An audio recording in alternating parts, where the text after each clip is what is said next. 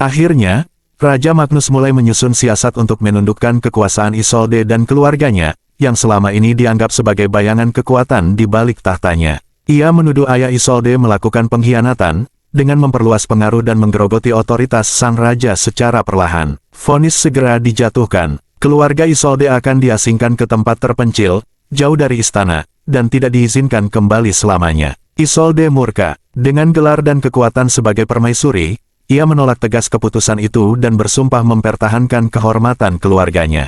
Namun Raja Magnus tak tinggal diam. Ia balas menyerang dengan tuduhan yang jauh lebih kejam. Isolde disebut sebagai pelaku di balik kematian mendiang Ratu Evelyn, dengan tuduhan meracuni sang ratu secara diam-diam. Tak hanya itu, ia juga dituduh melakukan perselingkuhan, sebuah aib besar bagi seorang permaisuri. Karena menantang titah raja, Magnus mengeluarkan keputusan yang jauh lebih kejam. Seluruh keluarga Isolde akan dihukum mati, dan Isolde sendiri pun harus meneguk racun sebagai bentuk pertanggungjawaban atas kejahatannya. Isolde terpaku, hatinya remuk.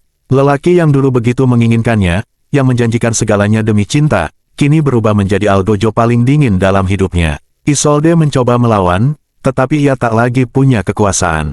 Magnus telah mengurungnya di kamar, dijaga ketat hingga hari eksekusi tiba. Dan saat hari itu datang, Isolde menyaksikan dari jendela bagaimana satu persatu keluarganya dihukum mati di halaman istana. Jeritannya menggema, tubuhnya gemetar, dan air matanya tak kunjung berhenti mengalir.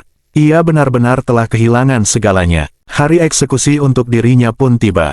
Di hadapannya disodorkan segelas racun yang harus ia teguk sendiri. Berkali-kali ia menolak. Berkali-kali pula ia membuang racun itu dengan marah dan penuh luka. Tapi Magnus tak kehabisan cara. Ia mengancam akan mengasingkan putri sematawayang mereka, memisahkannya dari istana dan menyerahkannya pada kehidupan tanpa nama dan martabat. Demi anak yang sangat ia cintai, Isolde akhirnya menyerah. Dengan tangan gemetar dan hati yang hancur, ia meneguk racun itu. Menutup bab terakhir hidupnya sebagai ratu yang pernah dicintai dan dibenci dengan kadar yang sama besarnya.